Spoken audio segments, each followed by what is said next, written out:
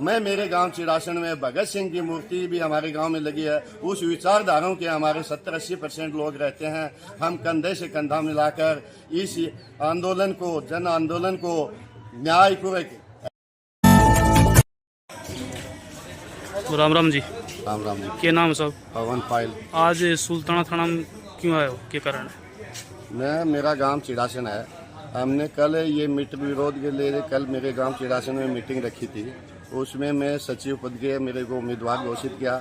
मैं उस पद का गरिमा का मान सम्मान रखते हुए सुल्ताना से कॉल गया कि मीटर विरोध में एक किसी भी घर वालों को परेशान किया जा रहा है। मैंने तुरंत प्रभाव से मेरे अध्यक्ष विनोद महिला को सूचित किया कि मैंने विनोद को सूचना की कि विनोद कल सुल्ताना में ऐसी ऐसी घटना घटी है। हमने कल ही संकल्प लिया था कि मीटर विरोध या जनता के हित में होने वाले काम के लिए हम आगे रहेंगे सक्रिय। तो बोलो भैया क्या करना है? वो सुल्ताना चलना। बोले 5 मिनट का समय दे। वो पैदल आया, मेरे पास बाइक थी। हम सुल्ताना पहुँचे। सुल्ताना पहुँचने पर फरियाद की मर्यादा सुनी तो उन्होंने बताया कि मेरे सामने वाले जो कर्मचारी मीटर लगा रहे उसका मुकदमा दर्ज हुआ, हमारा मुकदमा दर्ज क्यों नहीं हुआ? तो हमने आसपास के गांव के काफ़ी लोग आए हुए थे, 200-250, और सुल्ताना पुलिस थाना को सामने घेराव किया। तो उन्होंने बाहर से प्रतिनिधि मिलकर हमसे बात की कि हमने इसका मीटर ये मुकदमा क्यों दर्ज नहीं किया। तो उसने मतलब अभी तक भी खुद कर मुकदमा हाँ नहीं किया, लाला पोती से जवाब दिया। फिर उन्होंने अपने बड़े साहब से जो बात की है, क्या की है वो हमको पता नहीं है। फिर हमारा मुकदमा दर्ज करने के लिए सहमत हुए। हम फरियाद अंदर बैठकर जो महिला हैं वो अपना मुकदमा FIR यानी प्राथमिक जो केस होता है वो दर्ज कर देंगे, जिसमें फैसला तो आएगा वो अलग आएगा, या लगाने वाले मीटर की गलती है या महिला की गलती है। हम ये नहीं कहते कि हम सही हैं, लेकिन फरियाद तो दोनों पार्टियों की सुने। हम गांव चिड़ासन की ओर से ये आश्वासन देता है कि चिड़ासन की ओर से सुल्ताना नहीं, जिले में पूरे राजस्थान में कैसा भी संघर्ष हो, कैसा भी विवाद हो, कैसी दिक्कतें हो, कैसा ही हो, पढ़ाई, शिक्षा, पेड़ पौधे, खेत खलियान के बारे में जो हमारे से सहयोग किया जाएगा, हम हमारे गांव की तरफ से कभी भी कम नहीं आने देंगे। जैसे इन्होंने यहाँ आज 30 तारीख का समय रखा है, तो 30 तारीख को हर घर से हमने कितने करेंगे वो तन मन धन 100% तैयार ये साथ यहाँ सुल्ताना इकट्ठे होंगे। हम पहले ये नहीं से कह सकते लोग मार देंगे 1000 आदमी करेंगे, तो वो तो हमारा समय बताएगा, मंजिल बताएगी कि किसान की ताकत। लाल बहादुर शास्त्री जी ने भी हमको समझा दिया था, जय जवान जय किसान। अब क्या होता है कि हमारे किसान इतने चुप बैठेंगे। इस आवाज़ को, बुलंदियों को आगे विधानसभा जयपुर का घेराव करेंगे और ये नए मीटर की रणनीति है, गाइडलाइंस है, इसको नृत्य किया जाए। आज ही रात्रि के 12 बजे पहले से इसको नृत्य किया जाए और राजस्थान की जनता को खुशहाल और कुशल नेतृत्व में जीने दो और जीने की राहत पर चलने दो। जब सरकार नीतिक ये कार्य लाएगी, हम उसके विरोध में ऐसे ही कार्य के विरोध करते रहेंगे। जनहित के कार्य जो सरकार अच्छे लाएगी, अच्छी प्रशंसा करेंगे, मान करेंगे, सम्मान करेंगे। उस क्षेत्र में जो अधिकारी है उसका करेंगे, कर्मचारी का करेंगे, 3rd ग्रेड से लेकर 4th ग्रेड 1 ग्रेड तक हम आदर भाव करेंगे अच्छे काम के लिए। लेकिन ये अच्छा काम नहीं है। जनता का, किसान की रीढ़ की हड्डी का एक शोषण हो रहा है, तो ये अच्छा काम नहीं है। आने वाली पीढ़ी को हम क्या जवाब देंगे? इसलिए हम इसकी तैयारी के साथ, सरकार सोच रही है मजाक नहीं, किसान जाग उठा, किसान सक्षम है, किसान पढ़ा लिखा खुशहाल है, नेतृत्व जानता है। देश किसान को ये पता है कि 70-80% जो ये शहरों में रहते हैं, जो नौकरियां करते हैं, जो कोई बड़ी नौकरी हो छोटी नौकरी, तो किसान 70% हैं, यानी बहुमत से ज़्यादा हैं। तो किसानों के हाथ में बड़ी चाबी है। सांस जीने के लिए कुछ खाना पड़ता है, मोटरसाइकिल में जैसे तेल डालना पड़ता है ना, तो किसान भी हर भारत के पेट में वो पेट्रोल डालता है। उसका नाम पेट्रोल है। इसको अन्नदाता बोलता है। अन्नदाता होता किसान। अरे मेरे भजन लाल, सरकार सुनो आँख खोल के, किसान के साथ कभी अत्याचार नहीं करना।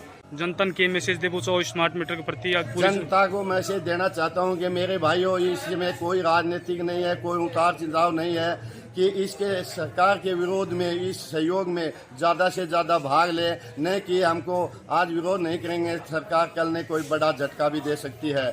ऐसे ये तो एक लॉन्च करके देख रही है कि पब्लिक में कितनी आवाज़ है। चेक करके देखते हैं ना, जैसे बैटरी को थोड़ा हटाकर करंट देखते हैं, तो ये तो अभी करंट देखा है। फिर इसमें क्या होगा, कितने सेंसर लगेंगे, कितना उत्पादन। जैसे मोबाइल के 13 महीने कर दिए हैं, 13 महीने, 12 महीने होते हैं, लेकिन ये सरकार इनके मीटरों के कितने महीने कर सकती है, और भी कितनी कला। 13 महीने का तो सभी को पता है, 28 दिन के जीबी का डाटा कर दिया, खुश है, पता ही नहीं था। फिर इनकी सबसे महंगी चीज होती है देश, मुफ्त की चीज। मुफ्त की चीज सबसे महंगी होती है, उसका जवाब कभी भी ले सकता है अगला। मुफ्त की चीज कभी भी भरोसा नहीं करें। हम हमारे हक का राज्य सरकार हो, केंद्र सरकार हो, वो लेकर रहेंगे।